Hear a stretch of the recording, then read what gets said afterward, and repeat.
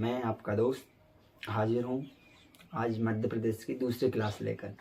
कल हमने मध्य प्रदेश का सामान्य परिचय भी देखा था और उसमें मैंने थोड़ा लिखवाया था, लेकिन शायद आपको समझ में नहीं आया होगा, तो उसको अपन आज एक बार और अच्छे से रिकॉल कर लेंगे, रिवीजन कर लेंगे। तो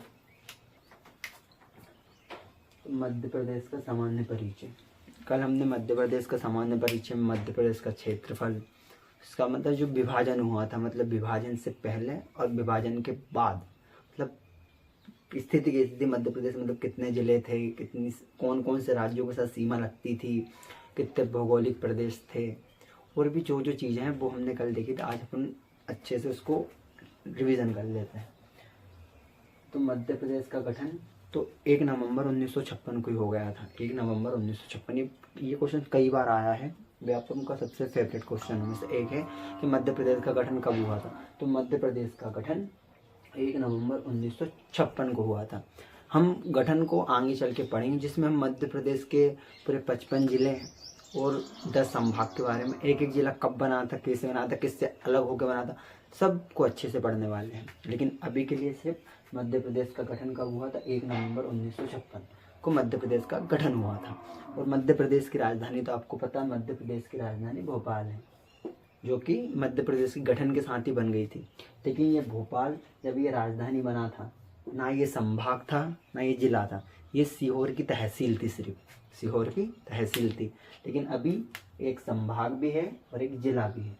अब आते हैं मध्य प्रदेश। उस समय जिले के, उस समय 43 जिले थे, बट जब विभाजन से पहले मतलब 2000 तक की स्थिति में मध्य प्रदेश में 61 जिले हो गए थे। कितने हो गए थे? 61 जिले हो गए थे और 12 संभाग हो गए थे, 12 संभाग। और उस समय मतलब 2000 से पहले जब छत्तीसगढ़ मध्य प्रदेश में मिला था, तब हमारे कुल पड़ोसी राज्यों की संख्या 7 थी, जो कि राजस्थान, उत्तर प्रदेश, झारखंड, उड़ीसा, आंध्र प्रदेश, महाराष्ट्र और गुजरात। ये हमारे 7 राज्य हैं जिनके साथ मध्य प्रदेश अपनी सीमा साझा करता है। ठीक है। अब इसके बाद आते हैं मध्य प्रदेश का भौतिक प्रदेश। तो मध्य प्रदेश के भौतिक प्रदेश 9 हैं। अब आप सोचोगे भौतिक प्रदेश होता क्या है? जैसे पठार है, जैसे नर्मदा सोन घाटी, मालवा का पठार, पन्ना रीवा का पठार, इस प्रकार के जो पठार हैं, उस समय मध्य प्रदेश में 9 प्रकार के पठार थे, जो कि हम आगे चल के वो भी पढ़ने वाले हैं भौगोलिक स्थिति में। ठीक है। तो उसके बाद भारत का कुल क्षेत्रफल का मध्य प्रदेश कितना प्रतिशत था, मतलब जो भारत का एरिया का कितना प्रतिशत मध्य प्रदेश का एरिया था, जो कि 13.48% था। ठीक है ना। और उस समय भारत का सबसे बड़ा राज्य मध्य प्रदेश हुआ करता था। वर्तमान में तो मध्य प्रदेश का, भारत का सबसे बड़ा राज्य मध्य प्रदेश है। वर्तमान में भारत का सबसे बड़ा राज्य राजस्थान है। लेकिन उस समय 2000 से पहले भारत का सबसे बड़ा राज्य अपना मध्य प्रदेश हुआ करता था, जो कि अब दूसरे स्थान पे आ चुका है। और मध्य प्रदेश का क्षेत्रफल कितना है? वैसे मैं तो ये से याद करता हूँ इसको, 443,446, ऐसे तो है 4,43,446 वर्ग किलोमीटर। ठीक है ना। और इसकी स्थापना दिवस तो अब ये तो नॉर्मल सी बात है, जब गठन 1 नवंबर को हुआ था, तो स्थापना दिवस भी कब बनाएंगे? 1 नवंबर को हम इसकी स्थापना बनाते हैं। तो उस समय का और इस समय का जो मध्य प्रदेश जो अलग अलग हुआ करता था, जैसे ये हमारा पहले का मध्य प्रदेश है। इसमें जो उत्तर का जिला था वो मुरैना हुआ करता है। बात यह है, मुरैना तो अभी भी है, लेकिन उस समय भी मुरैना था। और हमारा दक्षिण का जिला था दंतेवाड़ा। अभी वर्तमान में मध्य प्रदेश का दक्षिण जिला है बुरहानपुर, लेकिन उस समय कौन सा जिला था? दंतेवाड़ा। और हमारा पूर्वी जिला जसपुर। ये जसपुर और ये दंतेवाड़ा दोनों छत्तीसगढ़ में आते हैं। ठीक है। और हमारा पूर्वी जिला है झाबुआ, पश्चिमी जिला है झाबुआ, जो कि अब नहीं है, अब अलीराजपुर है, जो कि झाबुआ से अलग होकर अलीराजपुर को बना दिया गया। अब उत्तर से दक्षिण की लंबाई 1127 किलोमीटर है, और जो कि पूर्व से पश्चिम की लंबाई 996 किलोमीटर है, 996 किलोमीटर है। ये हुआ हमारा 1956 से 2000, मतलब 1956 से 2000 तक जो मध्य प्रदेश की स्थिति हुआ करती थी, वो ये है। मध्य प्रदेश का 2000 से पहले जो सामान्य परिचय था वो ये है। अब अपन वर्तमान जो अभी का मध्य प्रदेश उसके बारे में देखते हैं। तो हम बढ़ते हैं वर्तमान मध्य प्रदेश। ये है हमारा 2000 का। क्या देखने वाले दो वर्तमान मध्य प्रदेश। तो वर्तमान मध्य प्रदेश का क्षेत्रफल 3,08,030 और 252 करके भी हाथ रख सकते हैं। 308 252, ठीक है ना। और वर्तमान मध्य प्रदेश में कुल 55 जिले हैं। कितने जिले हैं? 55 जिले हैं। पहले 2023 से पहले 52 जिले थे, लेकिन 3 जिले अभी अभी बने हैं, ठीक है ना। उनको अपन आगे चल के पढ़ेंगे। संभाग कितने हैं दोस्तों? संभाग 10 संभाग है। और पड़ोसी राज्य 5 हैं। पहले कितने हुआ करते? पहले 7 हुआ करते थे, अब 5 हैं। कौन कौन सा हट गया गाइस दोस्तों? पहला हटा अपना उड़ीसा, आंध्र प्रदेश और झारखंड, ठीक है ना। और एक जुड़ा है जो अपना छत्तीसगढ़, ये कि अपनी बालक है जो मध्य प्रदेश से अलग हुआ है, ठीक है ना। साथ अपनी सीमा साझा करते हैं। और भौतिक प्रदेश दोस्तों पहले 9 थे और वर्तमान में 7 हैं। मतलब 2 जो भौतिक प्रदेश हैं जो हमारे झारखंड छत्तीसगढ़ में जा चुके हैं। अब हम आते हैं मध्य भारत का क्षेत्रफल। जैसे जब हमारे मध्य प्रदेश में छत्तीसगढ़ था तो जब 13.48% मतलब पूरे भारत का क्षेत्र प्रतिशत हुआ करता है। लेकिन छत्तीसगढ़ के अलग होने